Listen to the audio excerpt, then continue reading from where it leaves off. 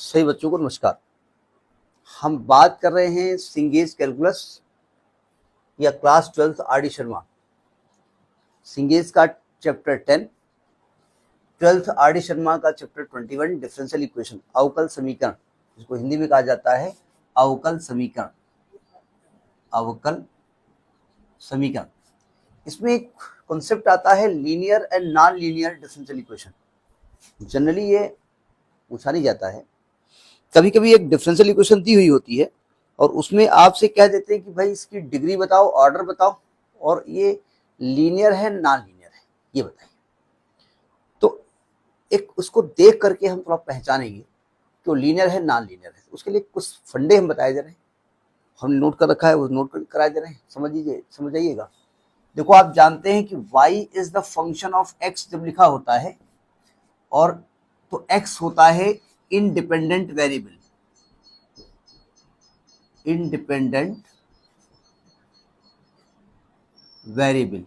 और y होता है डिपेंडेंट वेरिएबल, और dy बाई डी एक्स इसका डेरिवेटिव होता है ना।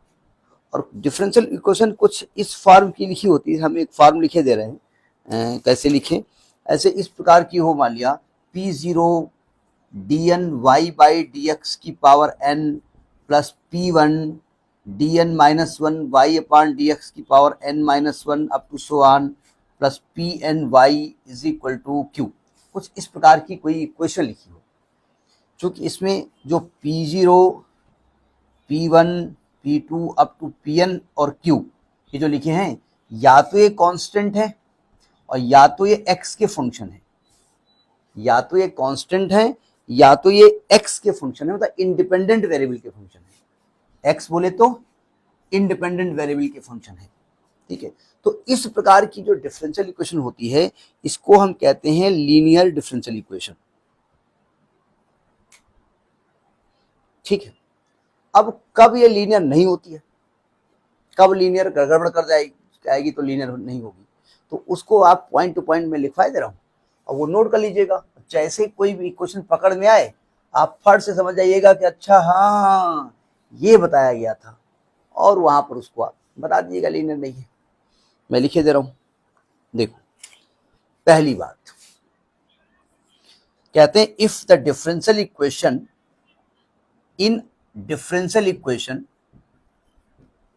if y and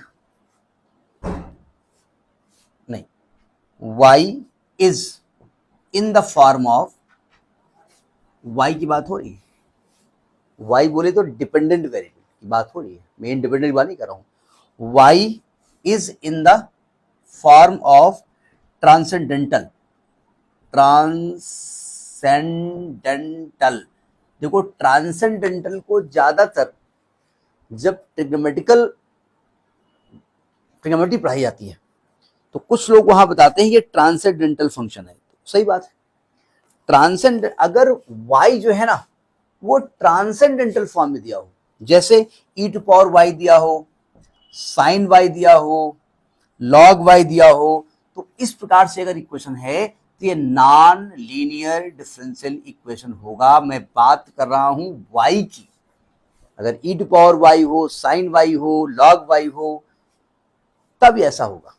अदरवाइज अगर x में है तब तो x आपका इंडिपेंडेंट वेरिएबल है, इंडिपेंडेंट उसमें हो सकता है।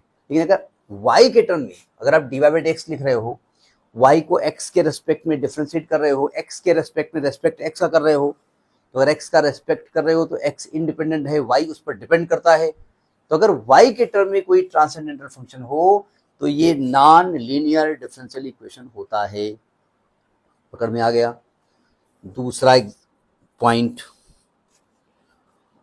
अगर y या y डैश यानी सिंगल डेरिवेटिव या y double dash are in product, अगर ये इनटू में लिखे हैं तो ये भैया नॉन लीनियर की कैटेगरी में आएगा, नॉन लीनियर डिफरेंशियल इक्वेशन की कैटेगरी में आएगा।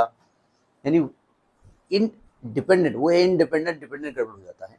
मतलब y और उसके डेरिवेटिव का मल्टीप्लाई नहीं होना चाहिए, x का हो सकता है, ठीक।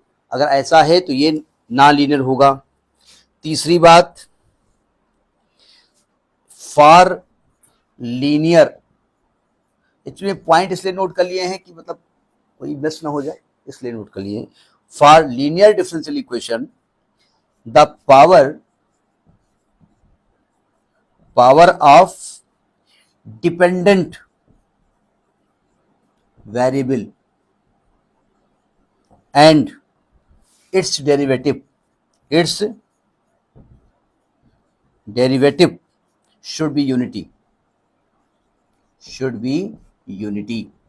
मतलब सुनिएगा ध्यान से, मतलब मैं कह रहा हूं पावर ऑफ डिपेंडेंट वेरिएबल मतलब y। डिपेंडेंट कौन है? x तो इंडिपेंडेंट है, उसका रेस्पेक्ट आप करो, y को x के रेस्पेक्ट में करो। सलाम साहब, तो आप x को सलाम कर रहे हो तो x तो इंडिपेंडेंट हो गया, y उस पर डिपेंड करता है।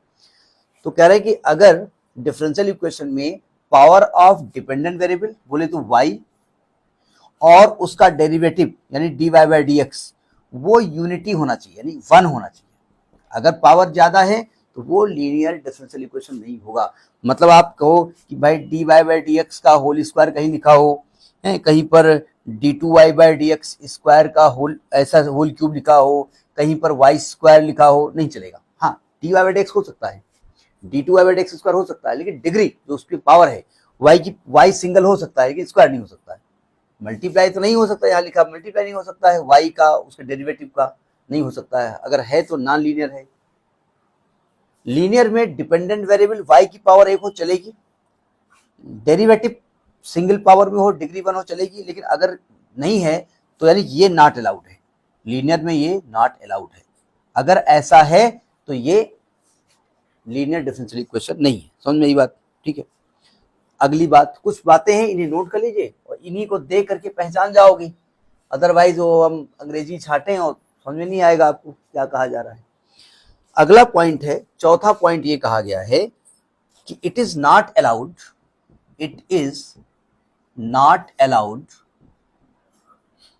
टू मल्टीप्लाई डिपेंडेंट वेरिएबल कौन होता है? y। ध्यान रखिएगा, ये कौन होता है? y and it's derivative in linear differential equation. मतलब लीनियर डिफरेंशियल इक्वेशन में y और उसके डेरिवेटिव का मल्टीप्लाई नहीं होना चाहिए। ये शायद पीछे भी हमने लिखा था, दोबारा आ गया। मतलब y का मल्टीप्लाई आपने dy से कर दिया तो ये लीनियर नहीं है, ये लीनियर में अलाउ नहीं है। अलग अलग कर सकते हो, मल्टीप्लाई नहीं होना चाहिए। ठीक है।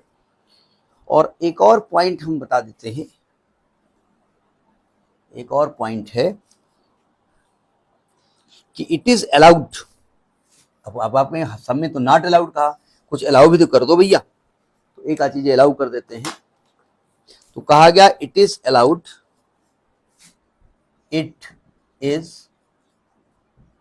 Allowed to multiply independent variable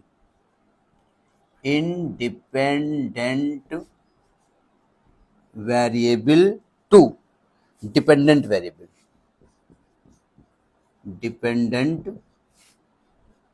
variable and its derivative। Independent बोले तो x, डिपेंडेंट बोले तो y, डेरिवेटिव बोले तो dy dx। मतलब x भाई साहब फ्री हैं, वो y के साथ भी मल्टीप्लाई हो सकता है, x का मल्टीप्लाई dy dx के साथ भी हो सकता है, x का, y का नहीं हो सकता है। मतलब जो डिपेंडेंट है उसके पास, उसके लिए सब कंडीशंस में, तुम ये नहीं कर सकते, उधर नहीं जा सकते, मल्टीप्लाई नहीं कर सकते, पावर 1 से अधिक नहीं होता है, चलो हटो। और x चूंकि इंडिपेंडेंट है, हाँ तुम फ्री हो, तुम कुछ भी करो जाकर के। ठीक है, समझ में बात नहीं आई? तो ये आपका लीनियर और नॉन लीनियर डिफरेंशियल इक्वेशन है, इसको पढ़ लीजिएगा, साइड में इसको यूज करेंगे नेक्स्ट वीडियो। नमस्कार।